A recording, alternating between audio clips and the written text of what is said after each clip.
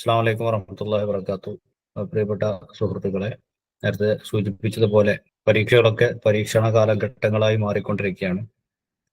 നിരന്തരമായി നമ്മളൊരു ലക്ഷ്യം മുന്നിൽ വെച്ച് സഞ്ചരിച്ചു കൊണ്ടിരിക്കുന്നുണ്ട്.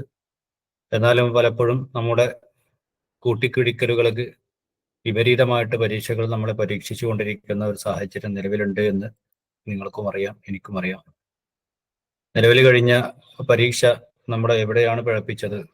ഏത് ചിന്താഗതിയിലാണ് നമ്മുടെ അന്വേഷണങ്ങൾ വഴിപിഴച്ചു പോയത്? ഏതൊരു മാർഗത്തിലേക്ക് ഇനി മാറിയാലാണ് എനിക്കെൻ്റെ വഴി എളുപ്പമാക്കാൻ കഴിയുക എന്നിത്യാദി കാര്യങ്ങളൊക്കെയാണ് നമ്മൾ ഈ ഒരു സാഹചര്യത്തിൽ ചർച്ച ചെയ്യാൻ ഉദ്ദേശിക്കുന്നത്. അപ്പോൾ ഈ അടുത്ത് കഴിഞ്ഞ ഒരു പരീക്ഷ കേട്ടറ്റ് 3 and 4 ആളുകളൊക്കെ വളരെ പ്രതീക്ഷാപൂർവ്വം പഠിച്ചു പോയി. എന്നാൽ ക്വസ്റ്റ്യൻ പേപ്പർ കണ്ടപ്പോൾ ഫൈനൽ ഖൗഫി റജായി എന്ന് പറഞ്ഞ പോലെ പ്രതീക്ഷയുടെ ഒരു തലത്തിനപ്പുറം നിരാശയുടെ ഒരു തലവും സമ്മാനിക്കപ്പെട്ട ചില സാഹചര്യങ്ങളൊക്കെ ഉണ്ടായി. ഏതായാലും നമുക്ക് കഴിഞ്ഞ പരീക്ഷകളിലെ ക്വസ്റ്റ്യൻ പേപ്പർ ഡിസ്കഷൻ മാത്രമാണ് നമ്മൾ ഉദ്ദേശിക്കുന്നത്. ക്വസ്റ്റ്യൻ പേപ്പർ ഡിസ്കഷന്റെ സമയത്ത് നമുക്ക് മനസ്സിലാവും എന്നതുകൊണ്ട് നമുക്കിത് പിഴച്ചു എന്ന് മനസ്സിലാവും. പിന്നെ തുടർന്ന് ഈ പിഴവ് സംഭവിക്കാതിരിക്കാൻ വേണ്ടി നിങ്ങൾ നിരന്തരമായ പരിശ്രമത്തിന്റെ വക്താക്കളാകണം, നിരന്തരമായി പരിശ്രമിച്ചുകൊണ്ടിരിക്കണം. അതിന് ഫോക്കസ് അക്കാദമിയും അതിലെ അധ്യാപകരും നിങ്ങളുടെ കൂടെ സദാസമയം ഉണ്ടായിരിക്കും. നിരന്തരമായി പഠിക്കുക, ആവശ്യമായ യോഗ്യതകൾ നേടിയെടുക്കുക. എപ്പോഴും നമ്മൾ യോഗ്യരായിരിക്കുക, എങ്കിൽ നമ്മുടെ ജീവിതം അയോഗ്യമായി പോവുകയില്ല എന്നുള്ള തിരിച്ചറിവ് നമുക്ക് ഉണ്ടാവട്ടെ എന്ന് ആശംസിച്ചുകൊണ്ട് നമ്മൾ വിഷയത്തിലേക്ക് കടക്കുകയാണ്. ആദ്യമായിട്ട് നമ്മൾ കാറ്റഗറി 4ന്റെ സൈക്കോളജിയാണ് പറയുന്നത്. കാരണം കാറ്റഗറി 3 പറയുമ്പോൾ 4 അല്ലാതെ ആവശ്യം വരില്ല. അപ്പോൾ 3 ആദ്യം നമുക്ക് 4ന്റെ വെച്ചിട്ട് ചർച്ചകൾ ആരംഭിക്കാം. ഒന്നാമത്തെ ഒരു ചോദ്യം, നമ്മൾ കഴിഞ്ഞ ക്ലാസ്സുകളൊക്കെ എടുക്കുന്ന സമയത്ത് നമ്മൾ തിരിച്ചും മറിച്ചും ക്വസ്റ്റ്യൻ പേപ്പറുകൾ ഡിസ്കഷൻ ചെയ്തിരുന്നു. അതിന്റെ പുറമെ നിങ്ങൾക്ക് റെക്കോർഡ് ക്ലാസ്സുകൾ കിട്ടിയിരുന്നു. അവിടെയൊക്കെ വലിയ സാന്നിധ്യം അറിയിച്ച ഒരാളാണ് പിയാഷെ. ജീൻ പിയാഷെയുടെ വൈജ്ഞാനിക വികാസ സിദ്ധാന്തത്തെക്കുറിച്ച് നിരവധി നമ്മൾ മനസ്സിലാക്കിയതാണ്. അതിലൊരു ചോദ്യമാണ്, പിയാഷെയുടെ വൈജ്ഞാനിക വികാസ സിദ്ധാന്തം അനുസരിച്ച് സമൂർത്ത ചിന്തന ഘട്ടം എന്നത്. നമ്മൾ ലാസ്റ്റ് ഒരു ഘട്ടവും ചർച്ച ചെയ്തപ്പോൾ നമ്മൾ പറഞ്ഞിരുന്നു പിയാഷെയുടെ ചിന്തന ഘട്ടങ്ങൾ, അതുപോലെ ബന്ദുരയുടെ, അതുപോലെ അങ്ങനെ ഓരോ ആളുകളുടെയും വൈജ്ഞാനിക ഘട്ടങ്ങൾ വളരെ ഇമ്പോർട്ടന്റ് ആണ്, എറിക്സന്റെ എന്നൊക്കെ പറഞ്ഞിരുന്നു. അപ്പൊ ഇതിൽ ചോദിക്കുന്നത് വൈജ്ഞാനിക ഘട്ടത്തിൽ സമൂർത്ത ചിന്തന ഘട്ടം എന്നത് ജനനം മുതൽ 2 വയസ്സ് വരെ, 7 വയസ്സ് മുതൽ 11 വയസ്സ് വരെ, 11 മുതൽ 15 വയസ്സ് വരെ, 2 മുതൽ 7 വയസ്സ് വരെ. According to Piaget's view of cognitive development, the concrete operational stage is birth to 2 years, 7 to 11 years, 11 to 15 years, 2 to 7 years.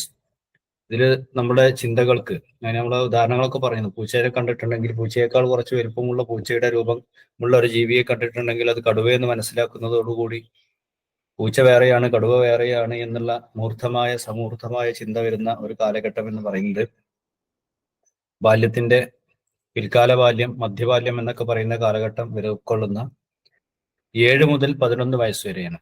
7 മുതൽ 11 വയസ്സ് വരെയാണ് ശരിയായിട്ടുള്ള ഉത്തരം. അപ്പൊ ഇതില് എവിടെയെങ്കിലും കാൽപ്പിഴച്ചവര് അടുത്തൊരു പരീക്ഷയ്ക്ക് പോകുമ്പോൾ പിയാഷെ അദ്ദേഹത്തിന്റെ ചലനഘട്ടങ്ങൾ എന്നത് മറക്കാതിരിക്കുക. ഭാഷ സംബന്ധിച്ച യൂണിവേഴ്സൽ ഗ്രാമർ ഹൈപ്പോത്തിസിസ് നിർദ്ദേശിച്ചത് ആര്? ഭാഷയുമായി ബന്ധപ്പെട്ട ഒരു ഹൈപ്പോത്തിസിസ് ആണ് യൂണിവേഴ്സൽ ഗ്രാമർ ഹൈപ്പോത്തിസിസ് എന്ന് പറയുന്നത്.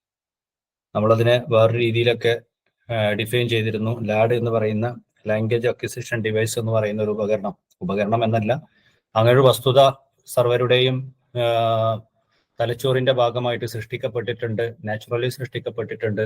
therefore no need to learn any language, but there is need to study the grammar എന്നുള്ള സിദ്ധാന്തം. ഗ്രാമറെ ഒരാൾ പഠിക്കേണ്ട ആവശ്യമുള്ളൂ, ഭാഷ പഠിക്കേണ്ടത് ആവശ്യമില്ല. ഭാഷ ഇൻബിൽട്ട് ആയിട്ട് ഒരാളുടെ ശരീരത്തിൽ ഉൾക്കൊണ്ടതാണ് എന്നൊക്കെ വിശദീകരണം വരുന്ന യൂണിവേഴ്സൽ ഗ്രാമർ ഹൈപ്പോത്തിസിസ് നിർദ്ദേശിച്ചത് ആരാണ്? ലൈവ് വൈഗോസ്കി, BF സ്കിന്നർ, നോം ചോസ്കി, ജിയാൻ പിയാഷെ.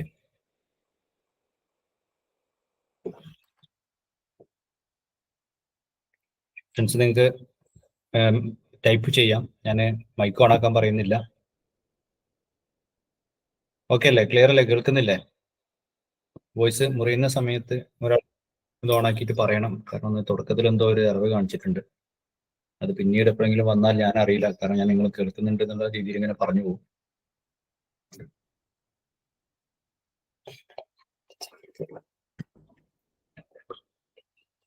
ഓക്കെ, നോം ചോസ്കിയാണ് ഭാഷയുമായി ബന്ധപ്പെട്ട ഒരുവിധം ഭാഷയുടെ സിദ്ധാന്തങ്ങളുടെ ചോദ്യങ്ങളൊക്കെ വരുമ്പോൾ നമുക്ക് കിട്ടുന്ന ഒന്നാണ് നോം ചോസ്കി. അപ്പൊ നോം ചോസ്കിയെ പുറത്തു വെക്കുക. ഓപ്ഷൻ സി ആണ് ശരിയായിട്ടുള്ള ഉത്തരം. താഴെ പറയുന്നവയിൽ കൂട്ടത്തിൽ പെടാത്തത് തിരഞ്ഞെടുക്കുക. Select odd one from following. താഴെ പറയുന്നവയിൽ കൂട്ടത്തിൽ പെടാത്തത് തിരഞ്ഞെടുക്കുക എന്നുള്ളതാണ് ചോദ്യം. Thematic apperception test, children's apperception test, പദ സഹചര തത്വ test, Raven's progressive matrix test. ഇതിൽ കൂട്ടത്തിൽ പെടാത്തത് ഏതാണ് എന്നാണ് ചോദിക്കുന്നത്. ഇവിടെ നമ്മൾ ഐക്യു അളക്കുന്നതിന് വേണ്ടി ഒരു കുട്ടിയുടെ എഡ്യൂക്കേഷണൽ സ്റ്റാറ്റസ് അല്ലെങ്കിൽ കൊഗ്നിറ്റീവ് ആയിട്ടുള്ള വളർച്ചയൊക്കെ അളക്കുന്നതിന് വേണ്ടിയിട്ട് ഒരു കുട്ടിയെ ഐഡന്റിഫൈ ചെയ്യുന്നതിന് നടത്തുന്ന വിവിധ ടെസ്റ്റുകളെ കുറിച്ചാണ് പറയുന്നത്. ഓരോ ടെസ്റ്റുകളും നിങ്ങൾ പരിചയപ്പെട്ടിട്ടുണ്ടാവും. ഫോർ എക്സാമ്പിൾ പറഞ്ഞു കഴിഞ്ഞാൽ തീമാറ്റിക് ടെസ്റ്റ് എന്ന് പറയുന്നത് ടാറ്റ് എന്ന് പറയും. ടാറ്റ് എന്ന് പറയുന്ന ഒരു ടെസ്റ്റ് നടത്തുന്നത് ഒരു കുട്ടിക്ക് ഒരു പോർഷൻ കൊടുത്തിട്ട് ആ പോർഷന്റെ ഭാഗത്തിൽ നിന്ന് ഒരു അതിനെക്കുറിച്ച് ഒരു തീം ഉണ്ടാക്കാൻ പറഞ്ഞിട്ട് ആ രീതിയിലൊക്കെയാണ് ഒരു തീം കണ്ടെത്തുക. ആ തീം പറയുമ്പോൾ ഒരു കുട്ടിയുടെ ആ വിഷയവുമായിട്ടുള്ള ഐഡിയകളൊക്കെ മനസ്സിലാക്കുന്ന ഒരു ടെസ്റ്റാണ് തീമാറ്റിക് അപ്രസെപ്ഷൻ ടെസ്റ്റ് എന്ന് പറയുന്നത്. എന്നാൽ ചിൽഡ്രൻസ് അപ്രസെപ്ഷൻ ടെസ്റ്റും പിന്നെ വേർഡ് അസോസിയേഷൻ ടെസ്റ്റും CAT, WAT എന്നുള്ള ടെസ്റ്റൊക്കെ അതിൽ പെട്ടതാണ്. എന്നാൽ അങ്ങനെയുള്ള അതിൽ നിന്നും വ്യത്യസ്തമായിട്ട് ഉള്ള ടെസ്റ്റാണ് റാവൻസ് പ്രോഗ്രസീവ് മാട്രിക്സ് ടെസ്റ്റ് എന്ന് പറയുന്നത്. ഇതൊരു ഇന്റലിജൻസ് ടെസ്റ്റ് തന്നെയാണ്. പക്ഷെ ഇതിലുണ്ടാകുന്നത് പിന്നെ one is asked to find the missing pattern in series each set of test questions within the Raven's matrix test progressively harder for the child. അത് കുട്ടികൾക്ക് കുറച്ച് പ്രയാസമായിരിക്കും. നേരത്തെ പറഞ്ഞതൊക്കെ പിന്നെ തീമാറ്റിക് അപ്രസെപ്ഷൻ ടെസ്റ്റ് ആണെങ്കിലും ചിൽഡ്രൻസ് അപ്രസെപ്ഷൻ ടെസ്റ്റ് ആണെങ്കിലും പദസാഹചര്യത്തെ ടെസ്റ്റ് ആണെങ്കിലും വേർഡ് അസോസിയേഷൻ ടെസ്റ്റ് ആണെങ്കിലും അത് ചെറിയ കുട്ടികളിലാണ് വൈറ്റ്ലി നടത്തി വരുന്നത്. എന്നാൽ കുറച്ചും കൂടി ഏജ്ഡ് കുറച്ചും കൂടിയൊക്കെ ഇതായിട്ടുള്ള ആളുകൾക്ക് നടത്തുന്ന ടെസ്റ്റാണ് റാവൻസ് പ്രോഗ്രസീവ് മാട്രിക്സ് ടെസ്റ്റ് എന്ന് പറയുന്നത്. അതുകൊണ്ട് തന്നെ ഇതിൽ കൂട്ടത്തിൽ പെടാത്തത് എന്ന് നമുക്ക് പറയാൻ പറ്റുന്നത്, അപേക്ഷികമായിട്ട് കൂട്ടത്തിൽ പെടാത്തത് എന്ന് പറയാൻ പറ്റുന്നത്, മറ്റേതൊക്കെ ഇന്റലിജൻസ് ടെസ്റ്റിന്റെ ഭാഗമായിട്ട് വരും എന്നുള്ള നിലക്ക് പിന്നെ ടെസ്റ്റ് എന്നുള്ള നിലക്ക് ഒരു ജോഡിയിൽ തന്നെ വരാം. പക്ഷെ അപേക്ഷികമായിട്ട് കൂട്ടത്തിൽ പെടാതെ വരുന്നത് റാവൻസ് പ്രോഗ്രസീവ് മാട്രിക്സ് ടെസ്റ്റ് ആണ്. ഈ ക്വസ്റ്റ്യൻ കുറച്ച് കൺഫ്യൂഷൻ ഉണ്ടാക്കിയതാണ്. പിന്നെ ആൻസർ കീനും പല ആളുകളും പലതിലൊക്കെ പിന്നെ വന്ന് അവസാനം ക്ലാരിഫൈ വന്നത് ഈ ഒരു റാവൻസ് പ്രോഗ്രസീവ് മാട്രിക്സ് ടെസ്റ്റ് ആണ്. അതിന് കാരണം പറഞ്ഞത് ഇതാണ്, കുറച്ചും കൂടെ ഒക്കെ ഹൈ ആയിട്ടുള്ള, കാരണം ഇതിൽ സ്റ്റാർ ഇതേപോലെയുള്ള അങ്ങനെയുള്ള കുറെ ചിഹ്നങ്ങളാണ്, കുറച്ചും കൂടിയൊക്കെ സിംബോളിക് ആയിട്ടുള്ള ചിഹ്നങ്ങളാണ് ഇതിൽ കൊടുക്കുക ഈ ടെസ്റ്റിൽ. താഴെ പറയുന്നവയിൽ വികാസ തത്വങ്ങളിൽ ഉൾപ്പെടാത്തത് ഏത്? വികാസ തത്വങ്ങളിൽ ഉൾപ്പെടാത്തത് ഏത്? വികസനത്തെ കുറിച്ച് ചൈൽഡ് ഡെവലപ്മെന്റ് എന്നുള്ളതാണ് കാറ്റഗറി 4ന്റെ ടോപ്പിക്കായിട്ട് വരുന്നത് തന്നെ. കാറ്റഗറി 4ന്റെ ടോപ്പിക്കായിട്ട് വരുന്ന ചൈൽഡ് ഡെവലപ്മെന്റ്. ഈ ചൈൽഡ് ഡെവലപ്മെന്റ് പറയുന്നിടത്ത് പലതായിട്ട് പറയുന്നുണ്ട്, പല രൂപങ്ങളായിട്ട് നമ്മൾ പറയുന്ന ഒരു ഏരിയയാണ് വികസനത്തിന്റെ ഘട്ടങ്ങൾ എന്ന് പറയുന്നത്, അല്ലെങ്കിൽ വികസനത്തെ കുറിച്ചുള്ള സവിശേഷതകൾ. വികസനം, ഗ്രോത്ത്, ഡെവലപ്മെന്റ്, വികാസം, വളർച്ച, ഇത് രണ്ടിനെയും രണ്ടാക്കി തന്നെ നമ്മൾ പറയാറുണ്ട്. ഏതായാലും അങ്ങനെ പറഞ്ഞതിന്റെ കൂട്ടത്തിൽ നമ്മൾ പറഞ്ഞിട്ടുണ്ട് വികാസം ഒരു തുടർ പ്രക്രിയയാണ്. വികാസം സഞ്ചിത അഥവാ ക്യുമുലേറ്റീവ് സ്വഭാവത്തോട് കൂടിയുള്ളതാണ്. വികാസം വിശേഷത്തിൽ നിന്നും, development proceeds from specific to general, ഇതൊക്കെ പറഞ്ഞിട്ടുണ്ട്. വികാസം പ്രവചനീയമാണ്. ഇങ്ങനെ 4 ഘടകങ്ങൾ പറഞ്ഞതിൽ ഈ ഓപ്ഷനിൽ ഏതാണ് വികാസ തത്വങ്ങളിൽ ഉൾപ്പെടാത്തത് എന്നാണ് മനസ്സിലാക്കേണ്ടത്. വികാസം ഒന്നിൽ നിന്നും ഏത് രീതിയിലാണ് പോകുന്നത്. വികാസം ഒരു തുടർ പ്രക്രിയയാണ്. നമുക്ക് ആലോചിച്ചാൽ കിട്ടും. പിന്നെ ഒരാളുടെ വളർച്ച, ഭാഷാ വളർച്ച, ചില കുട്ടികളൊക്കെ സംസാരിക്കണ ആരപ്പം അത് പറഞ്ഞ് നമ്മൾ അത്ഭുതത്തോടു കൂടി ചോദിക്കും. കാരണം ഈ പ്രായത്തിലുള്ള കുട്ടി ഇത്ര പറയുമോ? അവ ഒരു ക്ലാസ്സിൽ നിന്ന് ഇത്ര പഠിച്ചതെങ്കിൽ അടുത്ത ക്ലാസ്സിൽ എത്തുമ്പോഴത്തെ സ്വഭാവത്തിലൊക്കെ മാറ്റം വരുന്നത് അങ്ങനെയുള്ള ഒരു തുടർ പ്രക്രിയയാണ്. ക്യുമുലേറ്റീവ് നേച്ചർ ആണുള്ളത്. വിശേഷത്തിൽ നിന്ന് സാമാന്യത്തിലേക്ക് കടക്കുന്നു എന്നത് തെറ്റാണ്. Specific to general. നമ്മൾ പിന്നെ ഈ ഡിഡക്റ്റീവ് മെത്തേഡും ഇൻഡക്റ്റീവ് മെത്തേഡൊക്കെ പഠിച്ചു കൊടുത്ത് പറയുന്നതാണ് ഇൻഡക്റ്റീവ് മെത്തേഡ്. ഒരു ഇൻഡക്റ്റീവ് ആയിട്ടല്ല വികാസം പോകുന്നത്. വികാസം പ്രവചനീയമാണ്. വികാസം പ്രവചിക്കാൻ പറ്റും. കാരണം ഇന്ന സ്ഥലത്ത് നിന്നാൽ കുറച്ച് വികാസം വരും, ഇത്ര മാറ്റങ്ങൾ വരുന്നൊക്കെ നമുക്ക് വേണമെങ്കിൽ പ്രവചിക്കാം. പ്രവചനം എന്നുള്ളതിന്റെ പ്രത്യേകത തന്നെ 100% ഈക്വൽ ആയില്ലെങ്കിൽ ഏകദേശമൊക്കെ പറയാൻ പറ്റുന്നതാണ് പ്രവചനം എന്ന് പറയുന്നത്. അപ്പോൾ ഇതിലെ ശരിയായിട്ടുള്ള ഉത്തരം ഓപ്ഷൻ സി ആണ്. പിന്നെ നമ്മളൊരു തോട്ട് ഡെവലപ്പ് ചെയ്തിട്ടുള്ള മനസ്സിലാക്കേണ്ട ഒരു ചോദ്യമാണ്. നമ്മുടെ ചിന്തകൾക്ക് വികാസം നൽകുന്നതും അതോടൊപ്പം practically where we are stands, അല്ലെങ്കിൽ നമ്മുടെ ചിന്തകൾ അല്ലെങ്കിൽ നമ്മളൊരു അധ്യാപകൻ എന്ന നിലയ്ക്ക് നമ്മൾ എത്ര ഡെവലപ്ഡ് ആയിരിക്കുന്നു എന്ന് ഉൾക്കൊള്ളുന്നതിന് വേണ്ടിയിട്ടുള്ള ഒരു ചോദ്യം കൂടിയാണ് ഈ ചോദിക്കപ്പെടുന്നത്. ഒരു അധ്യാപിക എന്ന നിലയിൽ കുട്ടികളിലെ സർഗാത്മകത പ്രോത്സാഹിപ്പിക്കാൻ നിങ്ങൾ എന്ത് ചെയ്യും? അപ്പൊ നമുക്ക് ചിന്തിച്ചാൽ കിട്ടുന്ന കാര്യങ്ങളാണ് പ്രശ്നപരിഹാരം. കാരണം ഓപ്ഷൻസ് ഇതിലുണ്ട്. അപ്പൊ അവരെ നമ്മളൊരു അധ്യാപികയായിട്ട് ആ ഒരു ലെവലിൽ തന്നെ ആത്മാർത്ഥമായി ചിന്തിച്ചാൽ കിട്ടാവുന്നത്രേ ഉള്ളൂ. ഒരു അധ്യാപിക എന്ന നിലയിൽ കുട്ടികളിലെ സർഗാത്മകത പ്രോത്സാഹിപ്പിക്കാൻ നിങ്ങൾ എന്ത് ചെയ്യും? പ്രശ്നപരിഹാരത്തിനായി ധാരാളം അവസരങ്ങൾ ഒരുക്കും. It's A good idea. അത് നല്ലൊരു ഐഡിയ ആണ്. അത് അപ്ലിക്കബിൾ ആണ്. കുട്ടികളോട് വെല്ലുവിളി ഉയർത്തുന്ന ചോദ്യങ്ങൾ ചോദിക്കും. Also very attractive. വ്യത്യസ്ത സന്ദർഭങ്ങളിൽ സ്വതന്ത്രമായ പ്രകടനത്തിനുള്ള അവസരങ്ങൾ നൽകും. എൻ്റെ ഇംഗ്ലീഷ് കൂടി വേണമെങ്കിൽ ചേർത്ത് വായിക്കാം. Provide ample opportunities for problem solving, ask challenging questions to students, provide chances for expression in different situations, all of the above. സ്വാഭാവികമായിട്ടും പിന്നെ ഇതിൽ ഏകദേശം ഞാൻ ലാസ്റ്റ് ക്ലാസ്സുകളൊക്കെ നടന്നിരുന്ന സമയത്ത് നൽകിയിരുന്ന ഒരു സൂചനയാണ്. ഒരേ ഡയറക്ഷനിലുള്ള, ഒന്നുകിൽ എല്ലാം പോസിറ്റീവ് ഡയറക്ഷനിലും അതിലൊന്ന് മാത്രം നെഗറ്റീവ് ഡയറക്ഷനിലാവുമ്പോഴാണ് നമ്മൾ അത് സെലക്ട് ചെയ്യുന്നത്. എന്നാൽ ഒരേ ആശയത്തിൽ ഏകദേശം ഒരേ തലത്തിലേക്ക് കൊണ്ടുപോകുന്ന ഒരുപാട് 3 കാര്യങ്ങളാവുമ്പോൾ നമുക്ക് തീർച്ചയായിട്ടും ഉത്തരത്തിൽ ആൾ ഓഫ് എബവ് എന്നുള്ളതിലേക്ക് പോകുന്നതിനൊരു സംശയവും ശങ്കയും വേണ്ട എന്നുള്ളത് തന്നെയാണ്. ഓപ്ഷൻ ഡി ആണ് ശരിയായിട്ടുള്ള ഉത്തരം. ഏകദേശം ഫസ്റ്റത്തെ പ്രൊവൈഡ് സിയും എയും പ്രൊവൈഡിങ് ആണ്, സിയും പ്രൊവൈഡിങ് ആണ്. പിന്നെ ആ ചലഞ്ചിങ് ക്വസ്റ്റ്യൻസും അവർക്കൊരു അവസരം പ്രൊവൈഡ് ചെയ്യൽ തന്നെയാണ്. സോ ഈ ഇത്ര അറിഞ്ഞില്ലെങ്കിൽ പോലും ഈ ഒരു ചോദ്യത്തിന്റെ സ്വഭാവത്തിൽ നിന്ന് തന്നെ നമുക്ക് ഓപ്ഷൻ ഡി ആണ് ആൾ ഓഫ് ദ അബോവ് എന്നുള്ള ശരിയായിട്ടുള്ള ഉത്തരത്തിലേക്ക് എത്തിച്ചേരാൻ പറ്റും. സംഘപഠന പ്രവർത്തനങ്ങളിൽ കുട്ടിക്ക് തന്റെ ഇടപെടൽ മെച്ചപ്പെട്ടതാണോ എന്ന് തിരിച്ചറിയാൻ സഹായിക്കാത്ത വിലയിരുത്തൽ ഏതാണ്? നമ്മൾ കുട്ടികളൊക്കെ വിലയിരുത്താറുണ്ട്. വിലയിരുത്തുന്നത് സംഘപഠനത്തിന്റെ ഭാഗമായിട്ട് കുട്ടിക്ക് തന്റെ ഇടപെടൽ മെച്ചപ്പെട്ടതാണോ എന്ന് തിരിച്ചറിയൽ സഹായിക്കാത്ത എന്താണ്? അപ്പോ അധ്യാപകന്റെ വിലയിരുത്തൽ, നിരന്തര വിലയിരുത്തൽ, സമസംഘ വിലയിരുത്തൽ, ക്ലാസ് ടെസ്റ്റ്. ഇവിടെ ആലോചിച്ച് നോക്കും. നമ്മള് കൺസ്ട്രക്റ്റീവ് സോഷ്യൽ കൺസ്ട്രക്റ്റിവിസത്തിന്റെ ഭാഗമായിട്ട് നോളജ് ക്രിയേറ്റ് ചെയ്യുന്നതിന് പല അധ്യാപന രീതികളും പറഞ്ഞിട്ടുണ്ട്. അതിൽ പെട്ടതാണ് സംഘപഠനം അല്ലെങ്കിൽ കൊളാബറേറ്റീവ് ലേണിംഗ്, കോപ്പറേറ്റീവ് ലേണിംഗ് ഒക്കെ.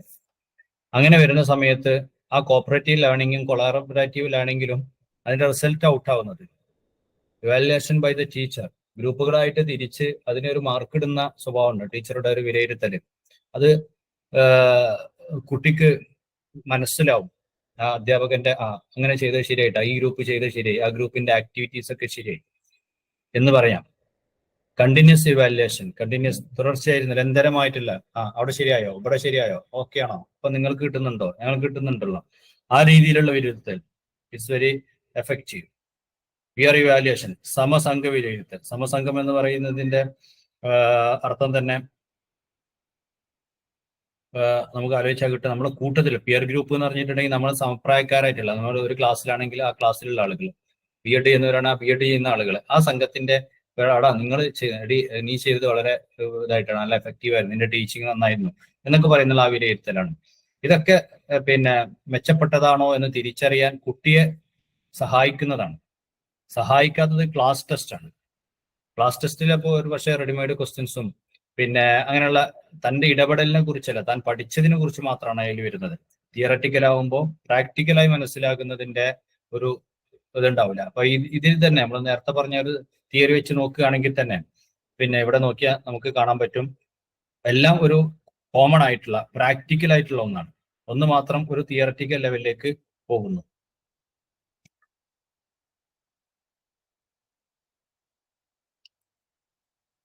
ഇൻക്ലൂസീവ് സെറ്റിങ്ങിൽ പ്രത്യേക പരിഗണന അർഹിക്കുന്ന കുട്ടികളുടെ ആവശ്യങ്ങൾ നേരിടാൻ പ്രയോജനപ്പെടുത്താവുന്ന രീതികൾ നമ്മൾ ബി എഡിന്റെ ഭാഗമായിട്ടൊക്കെ പഠിച്ച അല്ലെങ്കിൽ ടി ടി സി ഒക്കെ പഠിച്ച ആളുകൾക്ക് അറിയാം. ഇൻക്ലൂസീവ് ലേണിംഗ് എന്ന് പറയുന്ന എല്ലാവരെയും ഉൾക്കൊള്ളിക്കുന്ന പഠന രീതിയാണ്.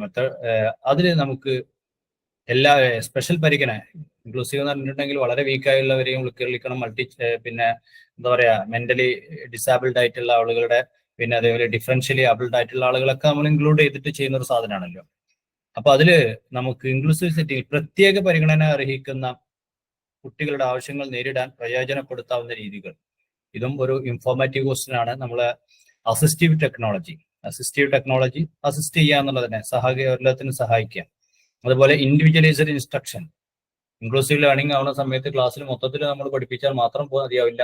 ക്ലാസിന്റെ മൂലകളിലേക്ക് ഇറങ്ങിച്ചെന്ന് ചെവി കേൾക്കാത്തവന്റെ അടുത്ത് ചെന്ന് കൃത്യമായി അവന് കേൾക്കുന്ന രീതിയിലും കണ്ണ് കാണാത്തവനക്ക് വിസിബിലിറ്റി ഉറപ്പാക്കുന്ന രീതിയിൽ നമുക്ക് ചെയ്തുകൊണ്ടിരിക്കാം. അങ്ങനെ ചെയ്യുമ്പോഴാണ് നമ്മളെപ്പോഴും കൃത്യമായിട്ട് അധ്യാപനം ഇൻക്ലൂസീവ് ആകുന്നത്. അപ്പൊ വ്യക്തിഗത ബോധനം വേണം. അതുപോലെ കരിക്കുലം അഡാപ്റ്റേഷൻ, പാഠ്യപദ്ധതി അനുരൂപീകരണം, പാഠ്യപദ്ധതിയെ വളരെ ലഘൂകരിച്ച് അല്ലെങ്കിൽ അതൊരു വിദ്യാർത്ഥികൾക്ക് ഉൾക്കൊള്ളാവുന്ന രീതിയിൽ നമ്മുടെ നാടൻ ഭാഷയിൽ പറഞ്ഞിട്ടുണ്ടെങ്കിൽ പിന്നെ ഉരുളയുരുട്ടി പാകമാക്കി കൊടുക്കുക എന്നാണ് അതിന് നമുക്ക് നല്ല രീതിയിൽ പറയാൻ പറ്റുക. അപ്പോൾ ഈ സിലബസിനെ പിന്നെ നല്ലൊരു കുട്ടികൾക്ക് ഭക്ഷണം ഉരുളയുരുട്ടി പാകമാക്കുന്നത് പോലെ പാകമാക്കി കൊടുക്കുക എന്നുള്ളത് ഇതിന്റെ ഭാഗമാണ്, ഇൻക്ലൂസീവ് ലേണിംഗിന്റെ ഭാഗമാണ്. അപ്പൊ ഇൻക്ലൂസീവ് സെറ്റിംഗിൽ പ്രത്യേക പരിഗണന അർഹിക്കുന്ന കുട്ടികളുടെ ആവശ്യങ്ങൾ നേരിടാൻ പ്രയോജനപ്പെടുത്താവുന്ന രീതികളാണ് A, B and C. So let us say all of the above is correct answer. Option D is the correct answer for this question. ഇതൊക്കെ നിങ്ങൾക്ക് അറിയുന്നതും നിങ്ങൾ ടിക്ക് ഇട്ടതാവാം. പക്ഷെ ഞാനൊന്ന് ഉറപ്പിക്കുന്നതിന് വേണ്ടി എന്തുകൊണ്ട് നിങ്ങളുടെ ടിക്ക് ശരിയായി എന്നോ അല്ലെങ്കിൽ എന്തുകൊണ്ട് നിങ്ങളുടെ സെലക്ഷൻ ശരിയായില്ല എന്നോ തിരിച്ചറിയുന്നതിന് വേണ്ടിയിട്ടാണിത്.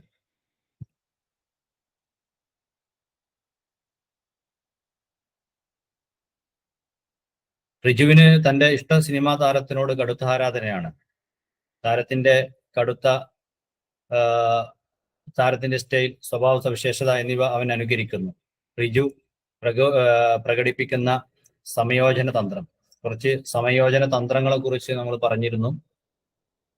ഡിഫൻസ് മെക്കാനിസം എന്നൊക്കെ പറയും. ഡിഫൻസ് മെക്കാനിസത്തിന്റെ ഭാഗമായിട്ട് നമ്മൾ ക്ലാസ് എടുക്കുമ്പോൾ ഉദാഹരണം പറഞ്ഞിരുന്നത് മമ്മൂട്ടിയുടെ സിനിമ ജയിക്കുന്ന സമയത്ത് ചാടിക്കളിക്കുന്നതും മെസ്സിയെ പോലെ ഹെയർ സ്റ്റൈൽ ആക്കുന്നതല്ല, മെസ്സിയെ പോലെ അല്ല മറ്റേ ക്രിസ്ത്യാനോയെ പോലെ അല്ലെങ്കിൽ നെയ്മറെ പോലെ ഹെയർ സ്റ്റൈൽ ആക്കുന്നത്, മെസ്സിയുടെ പേരിലുള്ള ടീഷർട്ട് ധരിക്കുന്നത്, അല്ലെങ്കിൽ അങ്ങനെയുള്ള ഒരു പിന്നെ മറ്റുള്ളവരുടെ സന്തോഷത്തിൽ നമ്മൾ സന്തോഷിക്കുക. ഇന്ത്യ ജയിക്കുമ്പോൾ തന്നെ കുറെ ആളുകൾക്ക് രോഹിത് ശർമ്മയുടെ പിന്നെ നേട്ടത്തിലായിരിക്കും സന്തോഷം.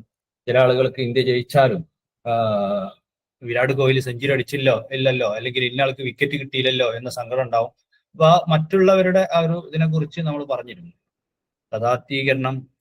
തഥാത്മീകരണം, യുക്തീകരണം, പ്രക്ഷേപണം, ധമനം എന്നൊക്കെ പറഞ്ഞിരുന്നു. ഇതിലേതാണ് ശരിയായിട്ടുള്ള ഉത്തരം?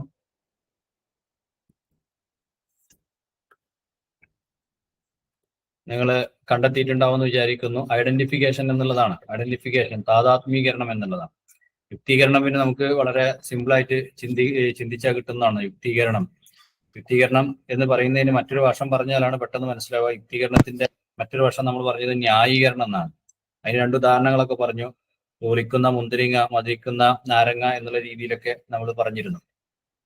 പിന്നെ പ്രൊജക്ഷൻ തന്നെ പ്രക്ഷേപണം എന്നാണ്. സ്വന്തം ബലഹീനത മറ്റുള്ളവരിൽ ആക്ഷേപിക്കുന്നത് അല്ലെങ്കിൽ ആരോപിക്കുന്നതാണ് പ്രക്ഷേപണം എന്ന് പറഞ്ഞിട്ടുണ്ടെങ്കിൽ. അങ്ങനെയുണ്ടല്ലോ ഒരാള് പിന്നെ ഇന്നെ പിടിച്ച ഞാൻ മാത്രമല്ല ഓലക്കണ്ടല്ലോ, അല്ലെങ്കിൽ ഓൻ പറഞ്ഞിട്ടാണ്, അവൻ പറഞ്ഞിട്ടാണ്, അല്ലെങ്കിൽ അവര് നിർബന്ധിച്ചിട്ടാണ്, അല്ല ഇന്റെ കുറ്റമൊന്നല്ല, ഇന്റെ കുറ്റമല്ല ടീച്ചറെ കുറ്റാണ് എന്നൊക്കെ പറയുന്ന രീതിയിൽ പഴയ തമാശ ഒക്കെ പറയാറുണ്ടല്ലോ. എന്റെ ക്ലാസ്സിൽ പിന്നെ ഞാൻ മാത്രമല്ല ടീച്ചറും തോറ്റിക്കണം 5ാം ക്ലാസ്സിൽ എന്ന് പറയലൊക്കെ ഉണ്ടല്ലോ. എന്ന രീതിയിലൊക്കെ നമുക്ക് പ്രക്ഷേപണത്തെ പറയാം, പ്രൊജക്ഷനെ പറയാം. പിന്നെ ദമനം എന്ന് പറയുന്നത്, റിപ്രഷൻ എന്ന് പറയുന്നത് പഴയ വേദനകൾ മനസ്സിന്റെ അടിയിലേക്ക് തള്ളിവിടപ്പെടുകയും അത് പിന്നീടുള്ള നമ്മുടെ പ്രവർത്തന മേഖലകളെ ഇങ്ങനെ എഫക്ട് ചെയ്തുകൊണ്ടിരിക്കുന്ന പ്രസ് ചെയ്യപ്പെട്ട റിപ്രഷൻ. ദമനത്തിന് നമ്മൾ ഇംഗ്ലീഷ് പറയുമ്പോൾ അങ്ങനെ മനസ്സിലായി. പ്രസ് ചെയ്യപ്പെട്ടത് നമ്മളെ വീണ്ടും ഹോണ്ട് ചെയ്യുന്ന, വേട്ടയാടുന്ന ഒരു സാഹചര്യം വരുന്നതാണ് ആക്ച്വലി നമ്മൾ പറഞ്ഞ ഈ ദമനം എന്ന് പറയുന്ന പ്രക്രിയ. സോ ഇവിടെ താദാത്മീകരണം, ഐഡന്റിഫിക്കേഷൻ ആണ് നമ്മുടെ ഈ സീരീസിലെ ശരിയായിട്ടുള്ള ഉത്തരം. 8ന്റെ ഉത്തരം ഓപ്ഷൻ എ ആണ്, താദാത്മീകരണം. വ്യക്തിത്വ സമീപനങ്ങളിൽ മനുഷ്യന്റെ ശരീരപ്രകൃതിക്ക് പ്രാധാന്യം നൽകിയത് ഏത്? വ്യക്തിയെ കുറിച്ച് പഠിക്കുന്ന, പിന്നെ പേഴ്സണാലിറ്റിയെ കുറിച്ച് പഠിക്കുന്ന പഠനത്തില് ഒരു വ്യക്തിയുടെ ശരീര സ്വാധീനത്തിന് പ്രാധാന്യം നൽകിയത് ടൈപ്പ് സമീപനമാണ്, ടൈപ്പ് അപ്രോച്ച് എന്ന് പറയുന്നത്. ട്രൈറ്റ് സമീപനമല്ല, അത് ചിലപ്പോൾ കൺഫ്യൂഷൻ ആണ് ട്രൈറ്റും ടൈപ്പും തമ്മിൽ. ഭൗതിക പിന്നോക്കാവസ്ഥയും പൊരുത്തപ്പെടാനുള്ള കഴിവ് കുറവും കുട്ടികളുടെ സവിശേഷതകളാണ്. ഏത് കുട്ടികളുടെ ഭൗതിക പിന്നോക്കാവസ്ഥ, ബുദ്ധിപരമായിട്ടുള്ള പുറകിൽ intellectual sub normality and lack of adaptive behaviour is the characters of ഏത് കുട്ടികളുടെയാണ്? ആ പഠന വൈകല്യമുള്ള, കേൾവി വൈകല്യമുള്ള, കാഴ്ച വൈകല്യമുള്ള. ബുദ്ധിയുടെ പിന്നോക്കാവസ്ഥ ഉണ്ടാകുന്നത് ബുദ്ധിമാന്യം എന്നാണ് പറയുക. ബുദ്ധിയിലുണ്ടാകുന്ന പിന്നോക്കാവസ്ഥക്ക് പറയുന്നത് ബുദ്ധിമാന്യം എന്നാണ്. ബുദ്ധിയിലുണ്ടാകുന്ന പിന്നോക്കാവസ്ഥക്ക് പറയുന്ന ബുദ്ധിമാന്യം എന്നാണ്. അപ്പോൾ ഭൗതിക പിന്നോക്കാവസ്ഥയും പൊരുത്തപ്പെടാനുള്ള കഴിവ് കുറവും ഡാഷ് കുട്ടികളുടെ സവിശേഷതയാണ്. ഭൗതികം, ബുദ്ധി.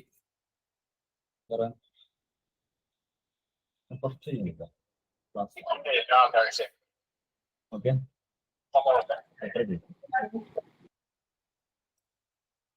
ബുദ്ധിമാന്യമുള്ള കുട്ടികളുടെയാണ്. അപ്പൊ നമുക്ക് ഐഡന്റിഫൈ ചെയ്യാനുള്ള ചെറിയ ചെറിയ ഇത് എല്ലാം കൂടെ നമ്മളെ മനസ്സിൽ നിൽക്കുന്നോളം പഠിച്ചോളണമെന്നൊന്നുമില്ല. ഐഡന്റിഫൈ ചെയ്യാനുള്ള ചെറിയ ചെറിയ ടെക്നിക്കിൽ പെട്ടതാണ്. കുട്ടികളുടെ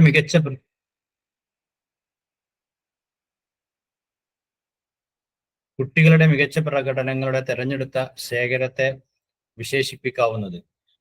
കുട്ടികളുടെ മികച്ച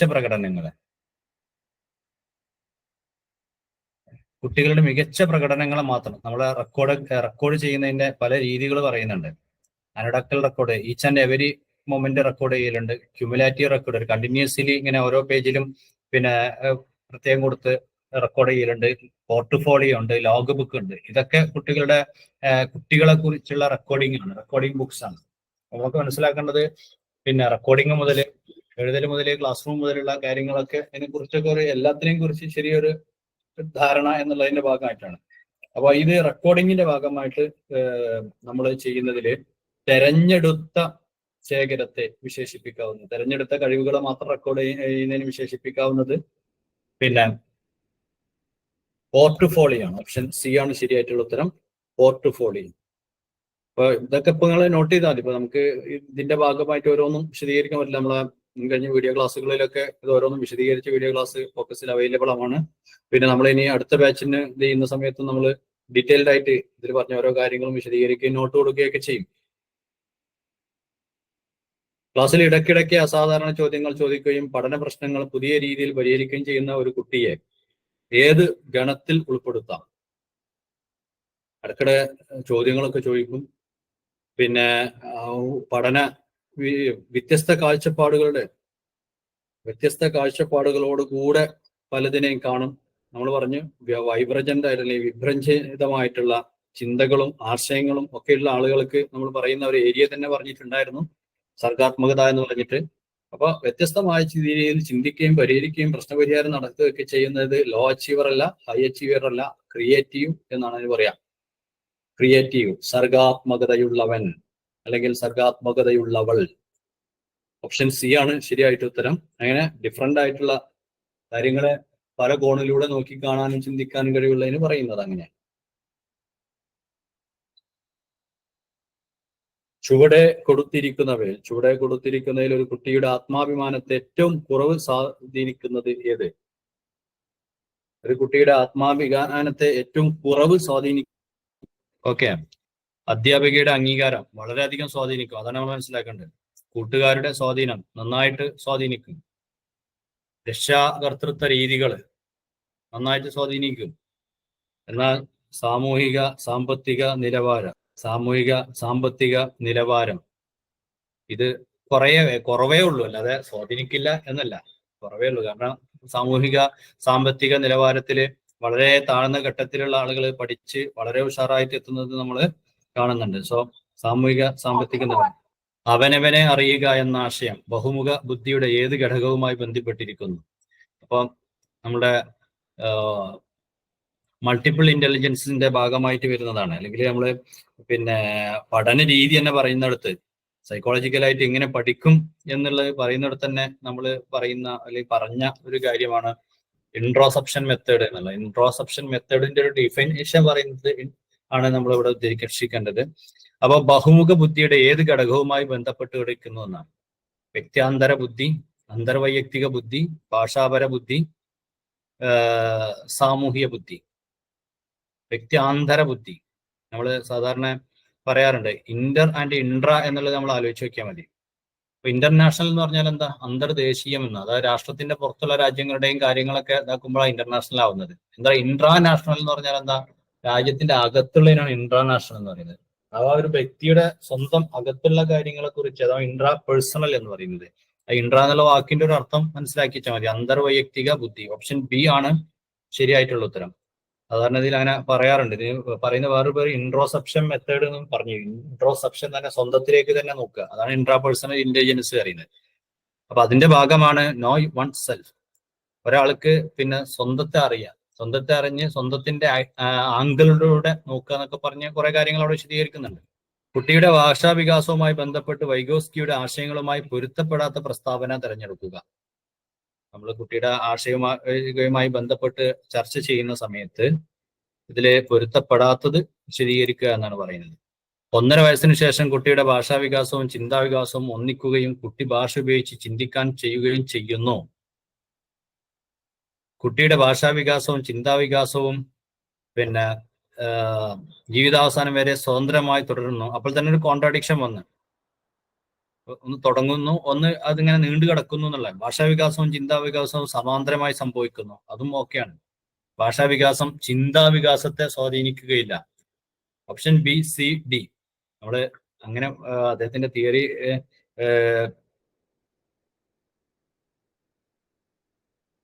തിയറി കൃത്യമായിട്ട് പഠിച്ച ആളുകൾക്ക് ഇത് ഓർമ്മ ഉണ്ടാവും. ഇനി അങ്ങനെ തിയറി പഠിക്കാത്ത ആളുകൾ ഇത് ട്രൈ ചെയ്യുകയാണെന്നുണ്ടെങ്കിൽ ഇതിന്റെ ഒരു കോൺട്രാഡിക്ഷൻസ് എന്നുള്ള ആ സാധനങ്ങൾ, ആ പറഞ്ഞ 4 എണ്ണത്തിനെ അങ്ങോട്ടും ഇങ്ങോട്ടും തിരിച്ചും മറിച്ചും നോക്കി അതിന്റെ കോൺട്രാഡിക്ഷൻ നോക്കിയാൽ തന്നെ ആൻസറിലേക്ക് എത്താൻ കഴിയും. ഓപ്ഷൻ എ ആണ് ശരിയായ ഉത്തരം. 1.5 വയസ്സിനു ശേഷം കുട്ടിയുടെ ഭാഷാവികാസവും ചിന്താവികാസവും ഒന്നിക്കുകയും കുട്ടി ഭാഷ പഠിക്കുകയും ചെയ്യാൻ തുടങ്ങുന്നു എന്ന് പറയുന്ന ആശയം, അതാണ് വൈഗോസ്കിയുടെ ആശയങ്ങളുമായി പൊരുത്തപ്പെടുന്നത്. ബാക്കിയൊക്കെ അതിനെതിരാണ്.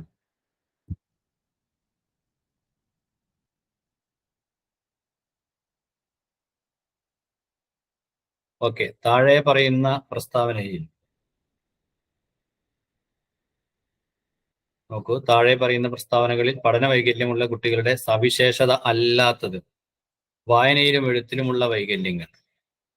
പഠന വൈകല്യമുള്ള കുട്ടിയുടെ സവിശേഷതകളിൽ അല്ലാത്തത് വായനയും എഴുത്തും തന്നെ പഠനത്തിന്റെ ഭാഗമാണ്. വായനയും എഴുത്തും പഠനത്തിന്റെ ഭാഗമാണ്. ഇനി അടുത്ത് നോക്കൂ. അക്കങ്ങൾ കൈകാര്യം ചെയ്യാനുള്ള പ്രയാസം. അക്കങ്ങളും നമ്മുടെ ആലോചിച്ചറിയാം. അക്കങ്ങളില്ലാതെ നമുക്കൊരു പാഠം എഴുതാൻ പറ്റും, അല്ലെങ്കിൽ ഒരു വിഷയം എഴുതാൻ പറ്റും.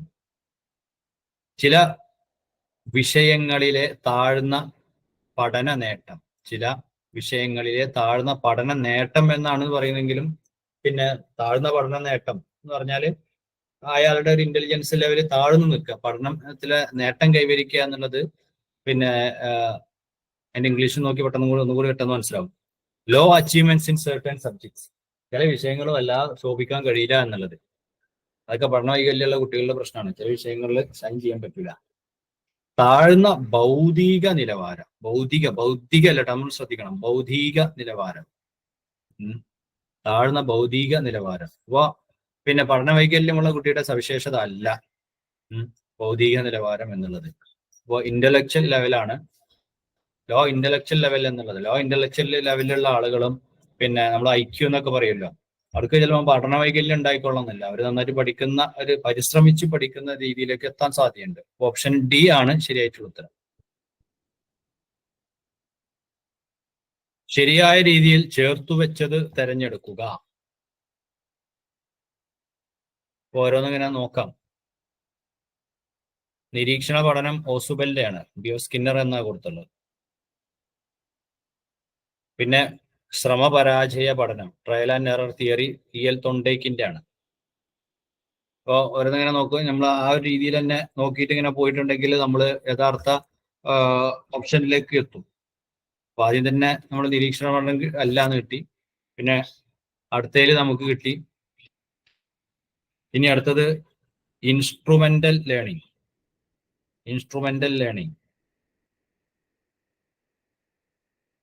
ഇതിൽ കൊടുത്തിട്ടുള്ളത് ഡേവിഡ് അസുബലിന്റെ ആണ്.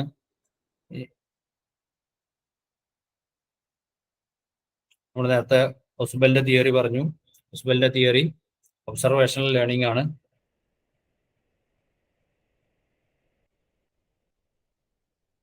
പിന്നെ അർത്ഥപൂർണമായ, മീനിങ് ഫുൾ, ഇവിടെ ഇതില് ആൽബർട്ട് ബന്ദുറിനെ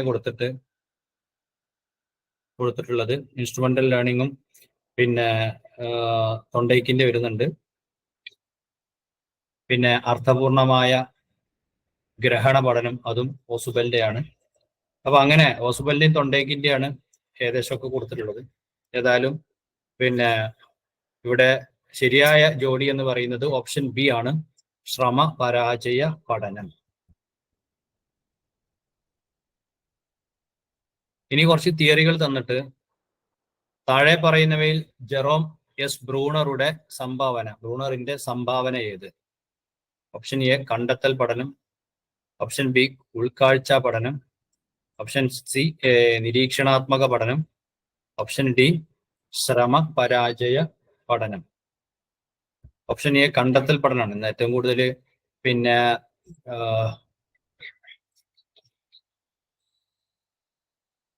കൂടുതൽ പിന്നെ ഇന്ന് ചർച്ച ചെയ്യപ്പെടുന്ന ഒന്നാണ്. കുട്ടികൾ തന്നെ സ്വയം കണ്ടെത്തി പഠിക്കണം എന്നുള്ളതാണ്. പുതിയ വിദ്യാഭ്യാസ സംവിധാനം ഹയർ എഡ്യൂക്കേഷനിൽ വന്നപ്പോഴൊക്കെ എപ്പോഴും പറയുന്ന ഒന്നാണ് ബ്രൂണറുടെ കണ്ടെത്തൽ പഠനം. കുട്ടികൾ ആ രീതിയിലേക്ക് വിടുക.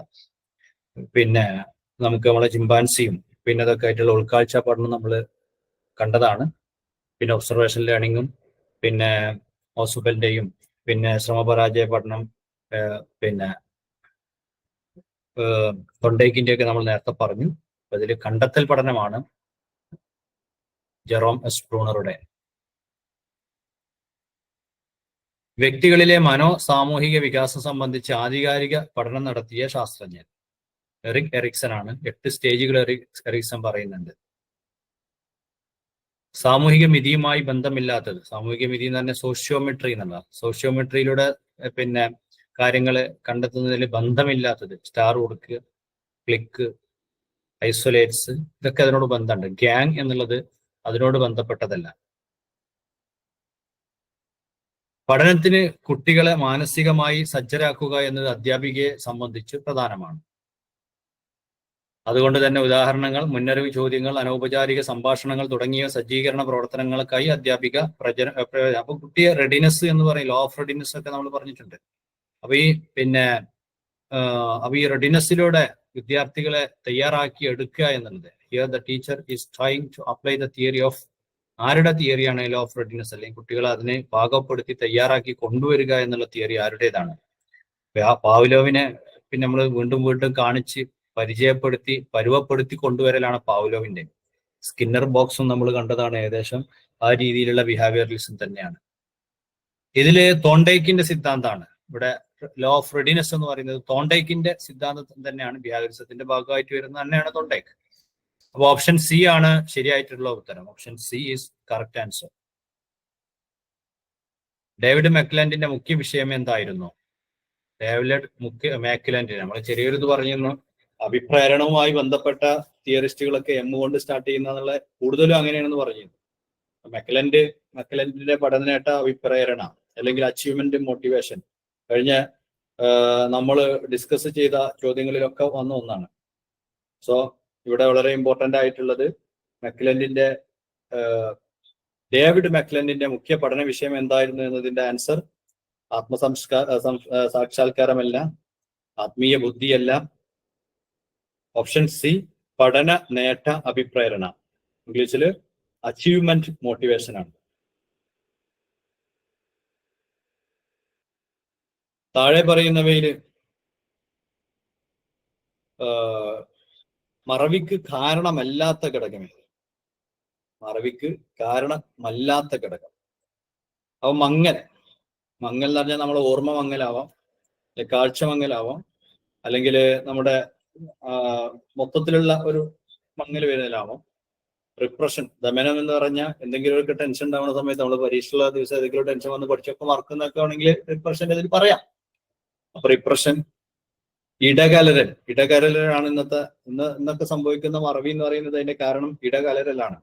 ഇടകലരൽ മീൻസ് പിന്നെ നമ്മൾ അങ്ങാടി പോകുമ്പോൾ കുറെ സാധനങ്ങൾ വാങ്ങാൻ പറയും.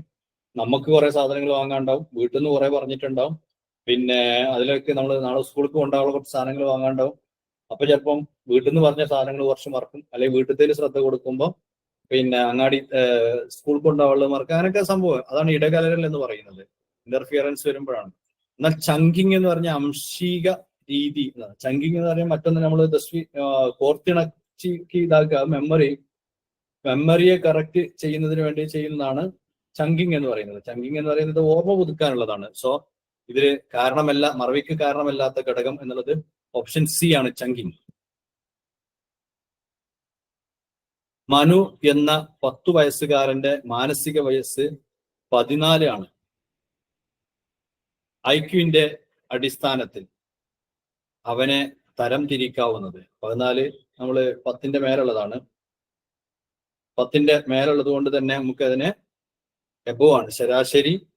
ശരാശരിക്ക് താഴെ, ശരാശരിക്ക് മുകളിൽ. എബോവ് എന്ന് പറഞ്ഞാൽ പോലെ ഓപ്ഷൻ ഡി പ്രതിഭ എന്ന് നമുക്ക് അതിനെ കുറിച്ച് പറയാം. 10 വയസ്സുള്ള കുട്ടിക്ക് 14 വയസ്സുകാരന്റെ ബുദ്ധി എന്നുള്ളത് പിന്നെ എന്ന രീതിയിൽ കണക്കാക്കിയാൽ മതി. അപ്പൊ പെട്ടെന്ന് ഉത്തരം കിട്ടും.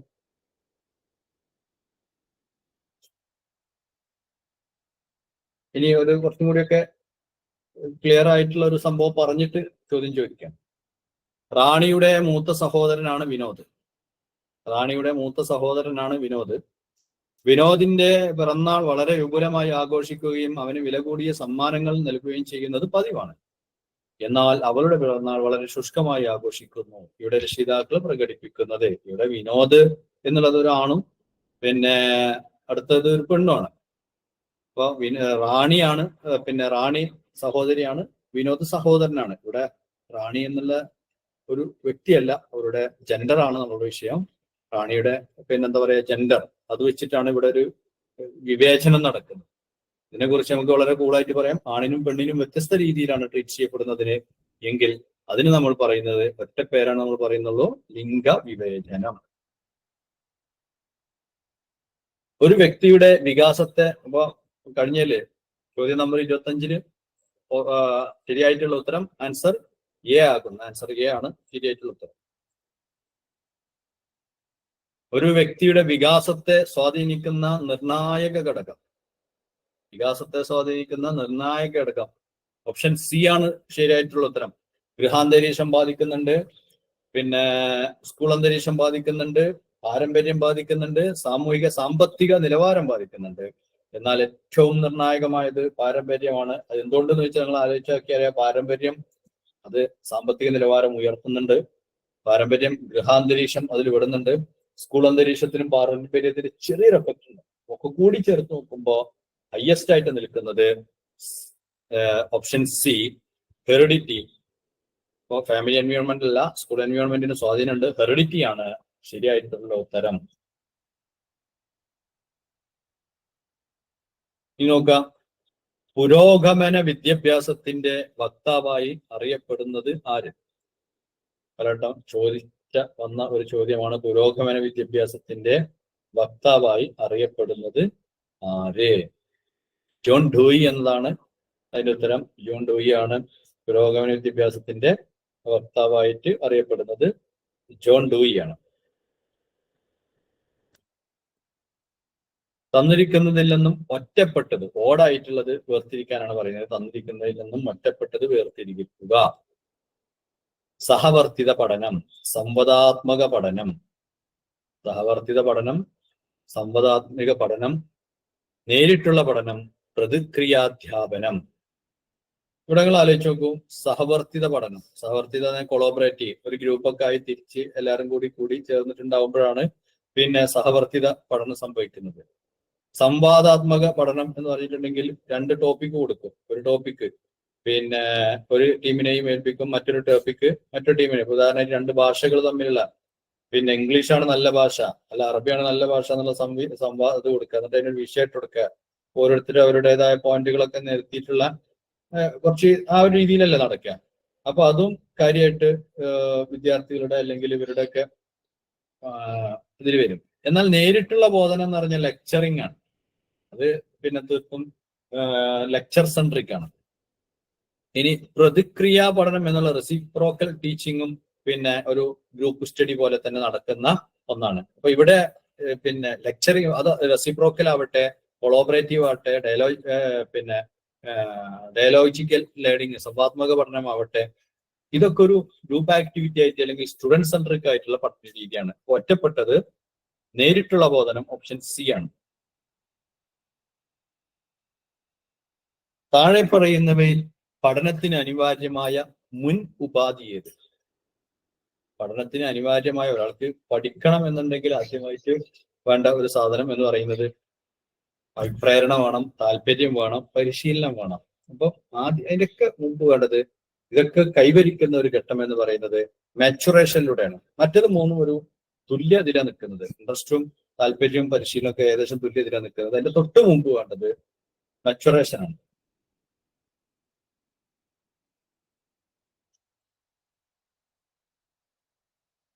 അപ്പൊ കാറ്റഗറി 4 എഴുതിയ ആളുകളുടെ 30 ചോദ്യങ്ങളിലെ അവസാനത്തെ ചോദ്യമാണ്. വിലയിരുത്തലിനെ കുറിച്ചുള്ള ആധുനിക സമീപനവുമായി കൂടുതൽ യോജിച്ചു പോകുന്ന പ്രസ്താവന ഏത്? വിലയിരുത്തൽ പഠനത്തോടൊപ്പം നടത്തേണ്ടതാണ്. ഒരു യൂണിറ്റ് പഠിച്ച ശേഷം മാത്രം വിലയിരുത്തിയാൽ മതി. കുട്ടികളൊക്കെ യൂണിറ്റ് കഴിയട്ടെ എന്ന് എത്തി കാത്തുക്കല്ലോ. നമ്മളൊക്കെ അക്കാദമിക വർഷാന്ത്യം മാത്രം വിലയിരുത്തിയാൽ മതി. വിലയിരുത്തൽ അനിവാര്യമല്ല. അപ്പൊ ചിലത് കാണുമ്പോൾ തന്നെ നമുക്ക് മനസ്സിലാവുന്നുണ്ടാവും, അത് ആവശ്യമില്ല, അല്ലെങ്കിൽ അതിങ്ങനെയാന്നുള്ള ഒക്കെ തോന്നുന്നുണ്ടാവും. അപ്പോ അങ്ങനെ നിങ്ങൾ മാറ്റി നിർത്തി കഴിഞ്ഞിട്ടുണ്ടെങ്കിൽ വിലയിരുത്തലിന്റെ ഇതിൽ നിങ്ങൾക്ക് ഏറ്റവും ആപ്റ്റായി തോന്നുന്നത് ഒന്ന് നോക്കൂ. ഒന്ന് ഇടയ്ക്ക് നമ്മളും ചിന്തിക്കണമല്ലോ.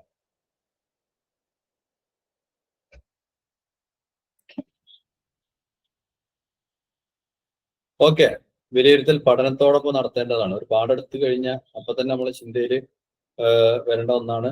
പഠനമെടുത്ത് കഴിഞ്ഞിട്ടുണ്ടെങ്കിൽ അപ്പൊ തന്നെ വരണം, അപ്പൊ തന്നെ ചിന്തയിലേക്ക് കടന്നു വരികയും കുട്ടികളെ പൂർണ്ണമായിട്ടും പിന്നെ വിലയിരുത്തുകയും ചെയ്യേണ്ടതാണ്. ഓക്കെ, അപ്പൊ ഇതോടുകൂടി കാറ്റഗറി 4 ഈ വർഷത്തെ, കഴിഞ്ഞ വർഷത്തെ പഠനം കഴിഞ്ഞു. അപ്പോൾ പിന്നെ very thanks for watching for the category 4 students. And നിങ്ങൾ അതുകൂടി ആലോചിച്ച് നോക്കുക, നിങ്ങൾക്ക് എത്ര മാർക്ക് കിട്ടിയിട്ടുണ്ടാവും എന്നുള്ളത്. ഇനി മാർക്ക് എവിടെയെങ്കിലും കുറഞ്ഞു പോയിട്ടുണ്ടെങ്കിൽ ഇല്ല, നമ്മൾ ഈ പറഞ്ഞ ഏരിയകളൊക്കെ കൃത്യമായിട്ട് നിങ്ങളൊന്ന് കവർ ചെയ്ത് പോയിട്ടുണ്ടെങ്കിൽ നിരന്തരമായി എല്ലാം ഉൾക്കൊള്ളുന്ന ഭാഗങ്ങളും വീഡിയോസും നമ്മൾ ചെയ്തിട്ടുണ്ട്. അതൊക്കെ ഈ വിഷയങ്ങളൊക്കെ ഏകദേശം കവർ ചെയ്യുന്ന ഭാഗങ്ങൾ തന്നെയാണ് അവിടെ ഉള്ളത്. അതൊക്കെ നോക്കിയതിന് ശേഷം നിങ്ങൾ വീണ്ടും പ്രിപ്പയർ ആവുക, പഠിച്ചുകൊണ്ടേയിരിക്കുക, പരിശ്രമിച്ചുകൊണ്ടേയിരിക്കുക. ലക്ഷ്യം എത്ര അകലെയാണെങ്കിലും പരിശ്രമങ്ങൾ നിങ്ങളെ അടുപ്പിച്ചുകൊണ്ടിരിക്കും എന്ന് പറഞ്ഞ് കാറ്റഗറി 3 ക്വസ്റ്റ്യനിലേക്ക് പോവാണ്. നമ്മൾ പെട്ടെന്ന് വിലയിരുത്തി പോവാണ്, പെട്ടെന്ന് അങ്ങനെ പറഞ്ഞു പോവാണ്, കൂടുതൽ സമയം ചെലവഴിക്കുന്നില്ല. പിന്നെ ഇതിന്റെയൊക്കെ ആവശ്യമായ വിശദീകരണങ്ങൾ അടങ്ങുന്ന വീഡിയോസ് ഫോക്കസിൽ അവൈലബിൾ ആണ്. പിന്നെ ഇതിൽ അവൈലബിൾ ആണെന്ന് മാത്രമല്ല, നമ്മൾ കുറച്ച് കഴിഞ്ഞിട്ടുണ്ടെങ്കിൽ പിന്നെ തുടർന്നും ഫോക്കസിൽ നിങ്ങൾക്ക് ക്ലാസ്സുകൾ, എല്ലാ വിഷയത്തിന്റെയും എല്ലാ ഭാഗത്തിന്റെയും ക്ലാസ്സുകൾ തുടർച്ചയായി കിട്ടിക്കൊണ്ടിരിക്കും. ഓക്കെ, അപ്പൊ ഇനി പെട്ടെന്ന് പോവാണ്. ചോദ്യം ഇതാണ്: adolescence is A period of Storm and stress which indicates. Adolescence എന്ന് പറയുന്ന പിന്നെ കാലം എന്ന് പറയുന്നത് ഒരുപാട് ടെൻഷൻസിന്റെയും ഒരുപാട് പ്രയാസങ്ങളുടെയും കാലമാണെന്ന് നമുക്കറിയാം. അത് സൂചിപ്പിക്കുന്നത് എന്തിനെയാണ് സൂചിപ്പിക്കുന്നത് എന്നാണ് ഒന്നാമത്തെ ചോദ്യം. Emotional detachment, cognitive development, challenges and turmoil, emotional development. ഇതിലൊക്കെ ഒരു 3-4 നമുക്ക് പിന്നെ ഏകദേശം ഈക്വലായി തോന്നുന്നുണ്ട്. ഒക്കെ ഇമോഷണൽ ഒക്കെ ഡെവലപ്മെന്റ് ആണ്. ഒന്ന് മാത്രം എന്താണ് കുറച്ച് വ്യത്യാസമാണ്. ചലഞ്ചസ് ആൻഡ് ടെർമോയിൽ എന്നുള്ളത് ഒന്ന് മാത്രം വ്യത്യാസമാണ്. ടെർമോയിൽ തന്നെ ബഹളം, വഴക്ക്, തകരാറ് എന്നൊക്കെ അർത്ഥമുണ്ട്. വെല്ലുവിളികളും പ്രയാസങ്ങളും നിറഞ്ഞതാണ്. അത് വികാസങ്ങളൊക്കെ ഉണ്ട്. അതോടൊപ്പം ഈ അഡോളസൻസിനെ കുറിച്ച് പറയുന്ന ഫസ്റ്റ് ഡയലോഗാണ്. അപ്പൊ അഡോളസൻസ് എന്ന് പാഠം അല്ലെങ്കിൽ ആ ഭാഗം ചർച്ച ചെയ്യുന്നിടത്ത് ആദ്യം വരുന്നതാണ് അഡോളസൻസിന്റെ ഒരു ഇൻട്രൊഡക്ഷനിൽ വരുന്ന കാര്യങ്ങളാണ് ഇതൊക്കെ. Select the most suitable meaning for learning disability.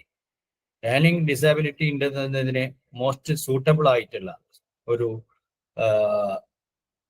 അർത്ഥം പറയുക. താഴെ വരുന്നവയിൽ നിന്ന് മോസ്റ്റ് സൂട്ടബിൾ ആയിട്ടുള്ള ലേണിംഗ് ഡിസബിലിറ്റിക്ക് പറ്റുന്ന ഒരു അർത്ഥം പറയുക. A permanent intellectual condition that affects all aspects of learning. ശരീരത്തിലുള്ള നിരന്തരമായ പഠനത്തിന്റെ എല്ലാ മേഖലകളെയും ബാധിക്കുന്ന ഒന്ന്. A neurological condition that affects academic function. അപ്പോൾ ഇപ്പൊ ന്യൂറോളജിക്കൽ എന്ന് പറഞ്ഞാൽ ഞരമ്പ് സംബന്ധമായ എന്ന് പറയില്ലേ, നമ്മുടെ വെയിൻ സംബന്ധമായ അല്ലെങ്കിൽ ഞരമ്പ് സംബന്ധമായിട്ടുള്ള പഠനത്തെ ബാധിക്കുന്ന ഒരു ഘടകം. ടെമ്പററി ഇന്റലക്ച്വൽ കണ്ടീഷൻ, താൽക്കാലികമായിട്ട് വന്നൊരു ബുദ്ധിയുടെ മരവിപ്പ്. A psychological condition that affects all aspects of learning, ഒരു മാനസികാവസ്ഥ. ഇതില് കറക്റ്റ് മീനിങ് എന്ന് select most suitable meaning learning disability എന്ന് പറഞ്ഞിട്ടുണ്ടെങ്കിൽ ഒരു ന്യൂറോളജിക്കൽ ആയിട്ടുള്ള കണ്ടീഷനാണ്. heightened sensitivity to social evaluation of adolescent is known as. അഡോളസൻസിന്റെ സെൻസിറ്റിവിറ്റിയെ ബാധിക്കുന്ന, അതിനെ വിലയിരുത്തുന്നതിനെ ബാധിക്കുന്നതിനെ പറയുന്നത് ഇമാജിനറി ഓഡിയൻസ് എന്നാണ്. Imaginary audience. നിങ്ങൾ എഴുതിയത് കറക്റ്റ് ആണോ നോക്കാൻ വേണ്ടി നമ്മൾ പെട്ടെന്ന് പറഞ്ഞു പോവാണ്. കാരണം അത് ഓരോന്നും വിശദീകരിക്കാൻ എന്നാൽ സമയം വളരെയധികം നീളും. നമുക്ക് അനുവദിക്കപ്പെട്ട സമയം 8 വരെ ആയിരുന്നു, ഏകദേശമായിട്ടുണ്ട്. Select most suitable options related to formative assessment.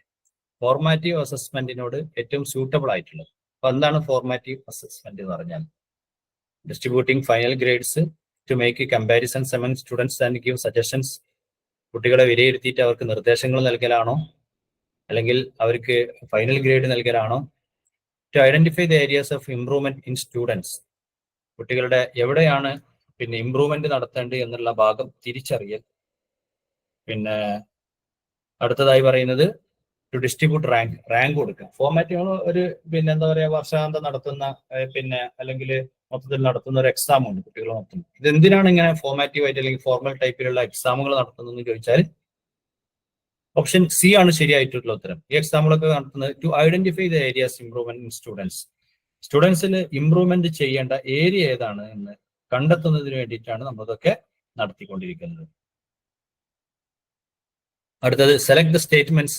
ഇപ്പൊ വരുന്ന കാലങ്ങളിൽ അല്ലെങ്കിൽ ഇപ്പൊ നടന്ന പരീക്ഷകളൊക്കെ നിങ്ങളെ വല്ലാതെ പ്രയാസപ്പെടുത്താൻ സാധ്യതയുള്ള ഒന്ന് എന്ന് പറയുന്നതാണ് സ്റ്റേറ്റ്മെന്റ്സ്. വിലങ്ങും സ്റ്റേറ്റ്മെന്റ്സ് തന്നിട്ട് നിങ്ങളെ പ്രയാസപ്പെടുത്തിക്കൊണ്ടിരിക്കും. ഇവിടെ ചോദിക്കുന്നത് ഇതാണ്, പിന്നെ select the statements which is suitable for establishing concept of motivation. മോട്ടിവേഷനുമായിട്ടുള്ള കൺസെപ്റ്റ്, അതിനോട് ഏറ്റവും ബന്ധപ്പെട്ട് കിടക്കുന്നത് ഏതാണ്? മോട്ടിവേഷനുമായി ബന്ധപ്പെട്ട ഏറ്റവും സൂട്ടബിൾ ആയിട്ടുള്ള ഇത് കൺസെപ്റ്റ് ഏതാണ്? Feedback always hinders motivation. Feedback ആണ് പിന്നെ മോട്ടിവേഷൻ തകരലാറുണ്ടാക്കുന്നത്. Creativity is the primary component of motivation. Creativity ആണെന്നുള്ളത്. Motivation enhances performance. മോട്ടിവേഷൻ പെർഫോമൻസിനെ വലുതാക്കുന്നു. Motivation can be created only through externally. Motivation ബാഹ്യമായിട്ട് മാത്രം എന്തെങ്കിലുമൊക്കെ ഉണ്ടാക്കുന്നു. റീഇൻഫോഴ്സ്മെന്റ് ഇൻക്രീസ്, നമ്മൾ പ്രബലനം നൽകൽ മോട്ടിവേഷനെ ശക്തിപ്പെടുത്തുന്നു. ഇങ്ങനെ പലതും പറഞ്ഞിട്ട് നമ്മളോട് ചോദിക്കുന്നത് പിന്നെ ഇതിൽ ഏതൊക്കെയാണ്? അപ്പൊ സ്റ്റേറ്റ്മെന്റ് കുറെ തന്നിട്ടുണ്ട്. അതിൽ സി ആൻഡ് ഇ ആണ് correct answer. C and E കൂടുതൽ വിശദീകരിക്കുന്നില്ല. Motivation enhances performance. മോട്ടിവേഷന് നമ്മുടെ പെർഫോമൻസിനെ വളർത്തുന്നു അല്ലെ? കാരണം നമ്മൾ ഒരു കൈയടിക്കുന്നതോട് കൂടിയിട്ട് സ്റ്റേജിൽ പ്രകടനം നടത്തുന്നതിന്റെ ഇതിൽ മാറ്റം വരുന്നു. അപ്പം എൻഹാൻസ് ചെയ്യാൻ, വർദ്ധിപ്പിക്കുക, അധികമാക്കുക. അപ്പൊ അതാണ് ഒന്ന്. ഈ അതേപോലെ നമ്മൾ സപ്പോർട്ട് നൽകല്, അതും പിന്നെ ഒരാളുടെ പെർഫോമൻസിനെ വലുതാക്കുന്നു. The term used for the process of restructuring or modifying existing block of knowledge to incorporate new information.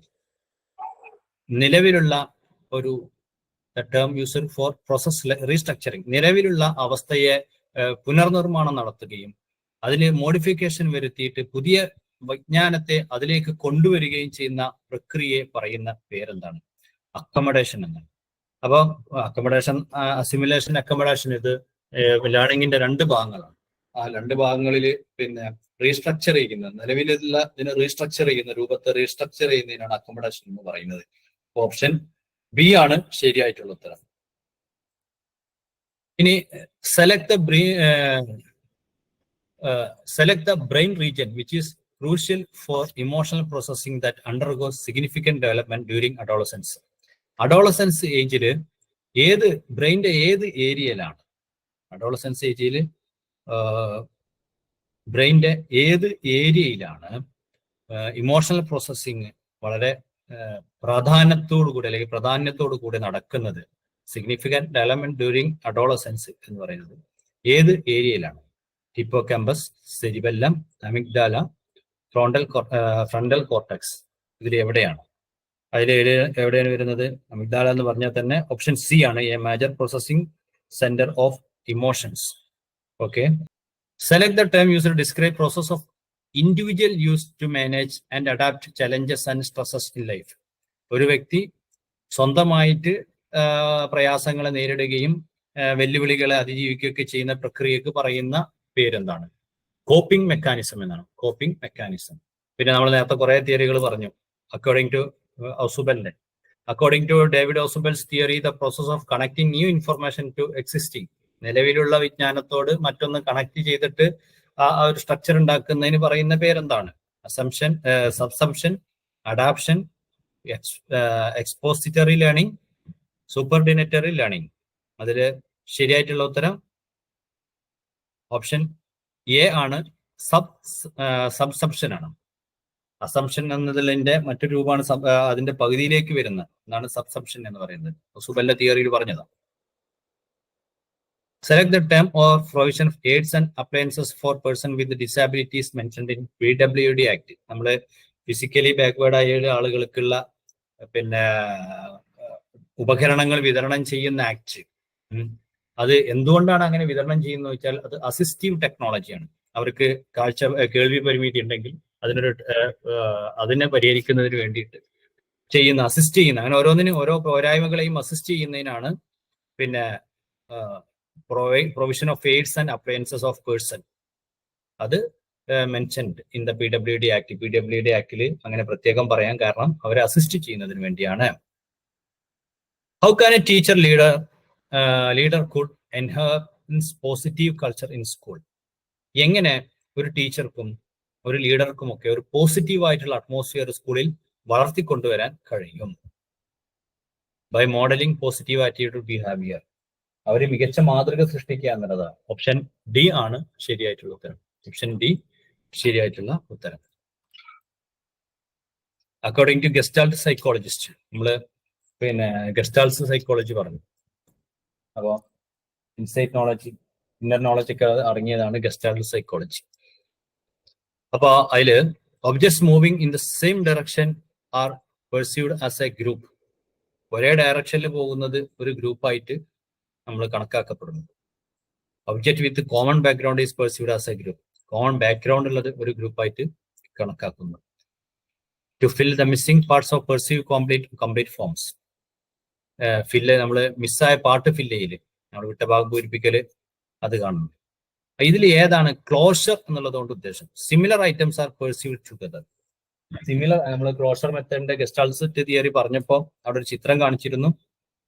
അപ്പൊ കുറെ ഡോട്ട്സ് ഇട്ടിട്ട് അതിൽ ഒരു വരി യെല്ലോ മാർക്ക് ചെയ്ത്, ഒരു വരി അല്ലെങ്കിൽ എൽ എന്നുള്ള ഒരു അക്ഷരം ആവുന്ന രീതിയിൽ യെല്ലോ മാർക്ക് ചെയ്ത്, ഐ എന്ന് രൂപപ്പെടുന്ന ഒരു അക്ഷരം ബ്ലാക്ക് മാർക്ക് ചെയ്ത്, നമ്മൾ എല്ലാം ഡോട്ടാണ്, ഒരേ വലുപ്പത്തിലുള്ള ഡോട്ടാണ്, പക്ഷെ സെയിം ആയിട്ട് സിമിലർ ഐറ്റംസ് പെർസീവ്ഡ് ടുഗദർ, ഒരേ കളറിലുള്ളത് മാത്രം നമ്മൾ ക്ലോസ് ചെയ്ത് വായിക്കും, അതിന് എൽ എന്ന് വായിക്കും.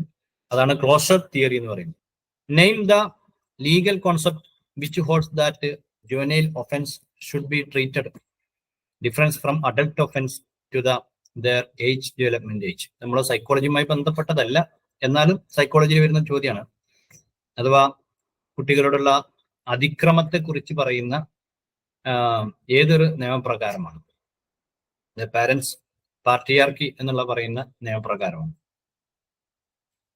Select the combination of statements of favourably affect positive teacher student relationship. താഴെ പറയുന്നതിൽ ഏത് കോമ്പിനേഷനാണ് വിദ്യാർത്ഥി അധ്യാപക ബന്ധം ശക്തമായി തുടരുന്നതിന് ആവശ്യമായത്? കുറെ പറഞ്ഞിട്ട് avoid personal communication with students. കുട്ടികളുമായിട്ടുള്ള കമ്മ്യൂണിക്കേഷൻ അവോയ്ഡ് ചെയ്യുക, ഒഴിവാക്കുക. Don't interfere personal matters of students. Maintain direct communication with students. Encourage open communication and trust with students. Compare students with the other students. ഇതിൽ ഏതാണ് ശരിയായിട്ടുള്ളത്? Option B ആണ്. Option B എന്ന് പറഞ്ഞാൽ B and D only. Maintain direct communication. ഇപ്പൊ teacher student ബന്ധം, ഏത് ബന്ധമാണെങ്കിലും ആ ബന്ധം നിലനിൽക്കുന്നതിനും വളരുന്നതിനും ഒക്കെ ഡയറക്റ്റ് കമ്മ്യൂണിക്കേഷൻ മെയിൻറ്റെയിൻ ചെയ്യണം എന്നുള്ളത് അനിവാര്യമാണ്. പിന്നെ അതേമാതിരി encourage open communication and trust with students. വിദ്യാർത്ഥികൾക്ക് അധ്യാപകരുമായി കമ്മ്യൂണിക്കേഷൻ ചെയ്യാനുള്ള അവസരം ഒരുക്കുകയും വേണം, വിദ്യാർത്ഥികളെ വിശ്വാസത്തിൽ എടുക്കുകയും വേണം. According to Kohlberg theory, moral development is influenced by. കോൾബർഗിന്റെ തിയറി പ്രകാരം നൈതിക വികാസം എന്ന് പറയുന്നത് സ്വാധീനം ചെലുത്തപ്പെടുന്നു ജനറ്റിക് ഫാക്ടേഴ്സ് ഓൺലി, ജനിതകമായിട്ടുള്ള ഘടകങ്ങൾ, പ്രകൃതിപരമായിട്ടുള്ള അതാണ് എൻവയോൺമെന്റൽ പരിസ്ഥിതിപരമായിട്ടുള്ള ഘടകങ്ങൾ, കൾച്ചറൽ രണ്ടും കൂടി അടങ്ങിയത്, ബോത്ത് എൻവയോൺമെന്റൽ and genetical factors. Option D ആണ്. ഒരാളുടെ സ്വഭാവം അല്ലെങ്കിൽ നൈതിക വികാസത്തിന് കാരണമാകുന്നത് ജനിതകമായതുകൊണ്ട് അതോടൊപ്പം അവരുടെ പരിസ്ഥിതിയുണ്ട്, പരിതസ്ഥിതിയും ഒക്കെ അതിൽ പെട്ടിട്ടുണ്ട്. Select components of creatively suggested by. ഗിൽഫോർഡിൻ നിർദ്ദേശിച്ച ഘടകങ്ങൾ സെലക്ട് ചെയ്യുക. ഗിൽഫോർഡിന്റെ ഘടകങ്ങളാണ് ഫ്ലുവൻസി, ഫ്ലെക്സിബിലിറ്റി ആൻഡ് ഒറിജിനാലിറ്റി. നമ്മള് ഒരു ക്രിയേറ്റിവിറ്റിയിലൊക്കെ അത്ര അക്യുറൻസി പറയുന്നതെന്നുണ്ടെങ്കിൽ ഫ്ലുവൻസി വേണം, ഫ്ലെക്സിബിലിറ്റി വേണം, ഒറിജിനാലിറ്റി വേണം. Biological model of intellectual development is the idea associated with. ആരാണ്? ബയോളജിക്കൽ, ജൈവപരമായിട്ടുള്ള വ്യത്യാസങ്ങൾ വേണം. കാരണം ഒരു ബയോളജി അധ്യാപകൻ കൂടി ആയിരുന്നു സ്വിറ്റ്സർലാൻഡ് സൈക്കോളജിക്കാരനായിട്ടുള്ള Jean പിയാഷെ.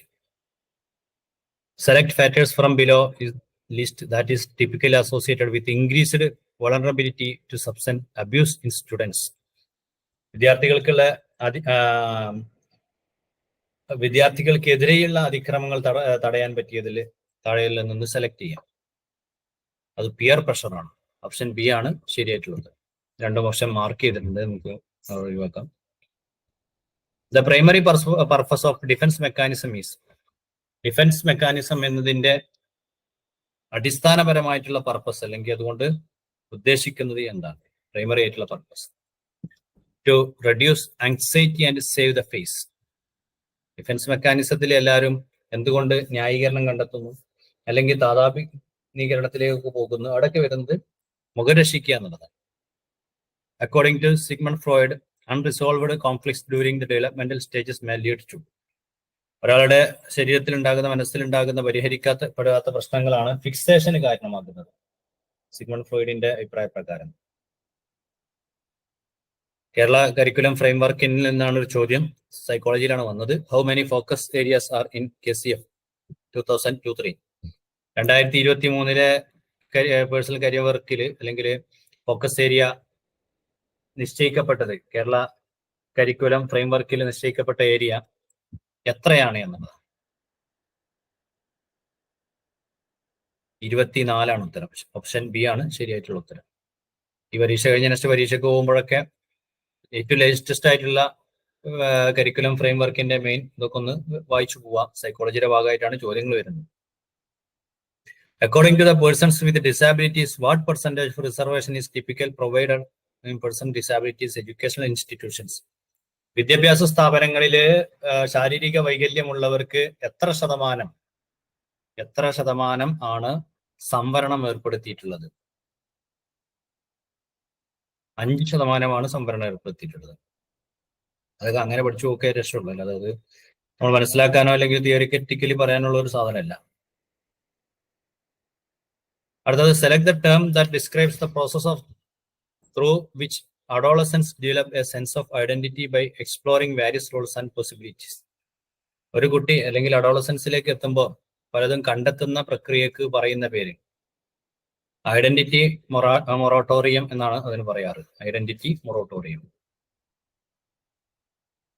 Select the organization which focuses on empowering persons with disabilities through skill development and employment opportunities.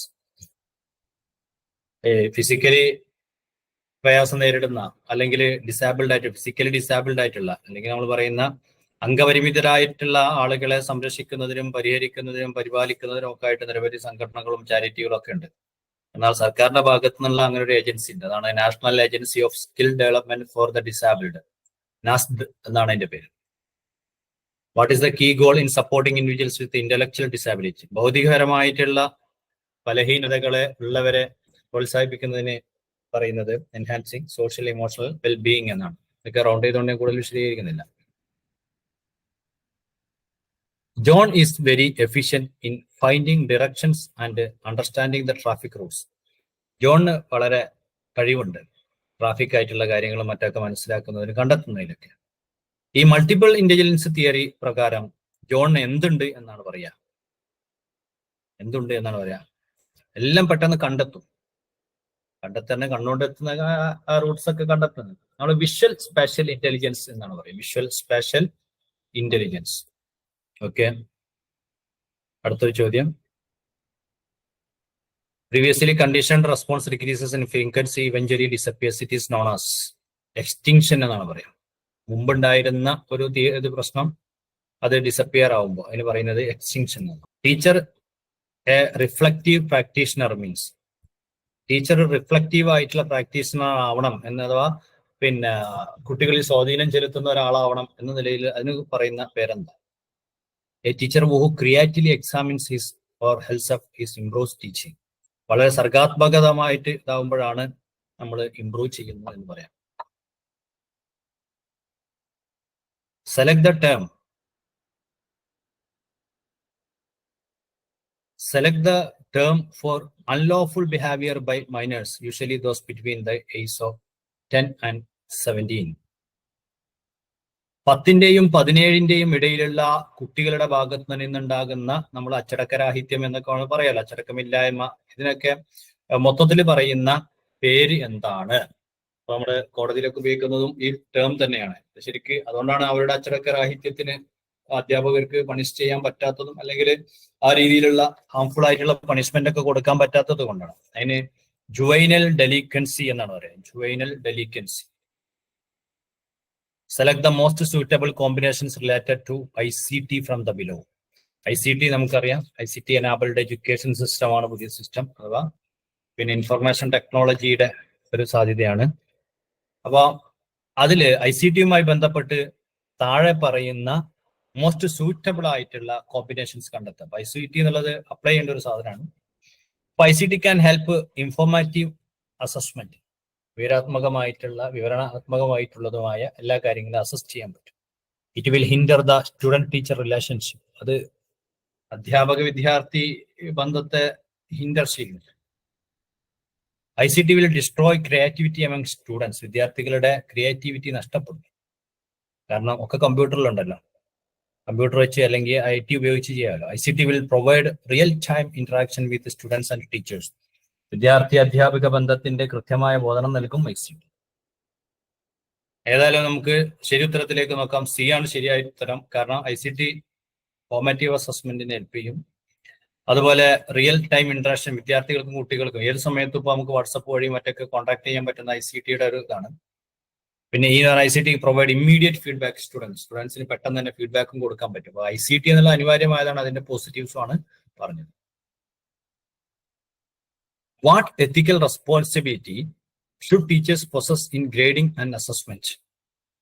ഈ ഗ്രേഡിങ്ങും അസസ്മെന്റ് ഒക്കെ നടത്തുന്ന അധ്യാപകരുടെ ഡ്യൂട്ടിയാണ്.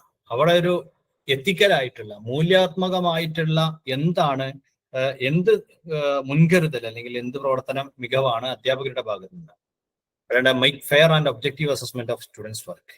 വളരെ കൃത്യമായിട്ട് പിന്നെ അവർക്ക് ഫെയർ ആയിട്ട് കൊടുക്കുക എന്നുള്ളത് തന്നെയാണ്, നീതിയുക്തമായിട്ട് കൊടുക്കുക. ഇൻ ദ ഓപ്ഷൻ ബി ആണ് ശരിയായിട്ടുള്ള ഉത്തരം. In the theory of psychological development the central conflict during the stage of industry versus inferiority. നമ്മൾ എറിക്സന്റെ തിയറി പറഞ്ഞെടുത്ത് പറഞ്ഞതാണ് ഇൻഡസ്ട്രി വിയസ് ഇൻഫീരിയോറിറ്റി എന്ന് പറയുന്നത്. അതിന്റെ കോൺഫ്ലിക്റ്റ് എവിടെയാണ് സംഭവിക്കുന്നത്, അതിൽ സംഘർഷം വരുന്നത് അവിടെ വരുന്നത് achieving competence and mastering skills ആണ്. അപ്പോൾ ഇതോട് കൂടിയിട്ട് നമ്മളെ ഏകദേശം ക്വസ്റ്റ്യൻസ് ഒക്കെ ഡിസ്കസ് ചെയ്ത് കഴിഞ്ഞു. അപ്പോൾ കാറ്റഗറി 3 എക്സാം എഴുതിയ ആളുകളുണ്ട്, കാറ്റഗറി 4 എക്സാം എഴുതിയ ആളുകളുണ്ട്. അൺഫോർച്ചുനേറ്റ്ലി ചാൻസ് മിസ്സായ അല്ലെങ്കിൽ ചില ഉത്തരങ്ങൾ മിസ്സായ ആളുകളുണ്ട്. ഏതായാലും എല്ലാവരും പരിശ്രമിക്കുക, വീണ്ടും പരിശ്രമിച്ചുകൊണ്ടിരിക്കുക. ഇനി ഇതിൽ വളരെ നന്നായിട്ട് എഴുതിയ ആളുകൾക്ക് വരുന്ന പരീക്ഷകൾ അല്ലെങ്കിൽ വരുന്ന ഇതിനെ തുടർന്നുള്ള കേട്ടറ്റ് നേടിക്കഴിഞ്ഞാലുള്ള അതിന്റെ അപ്പുറത്തേക്കുള്ള പെർമനന്റ് ജോബ്, PSC എന്നീ സ്വപ്നങ്ങളൊക്കെ സാക്ഷാത്കരിക്കപ്പെടട്ടെ. Thanks once again. Thank you very much. അസ്സലാമു അലൈക്കും വറഹ്മത്തുള്ളാഹി.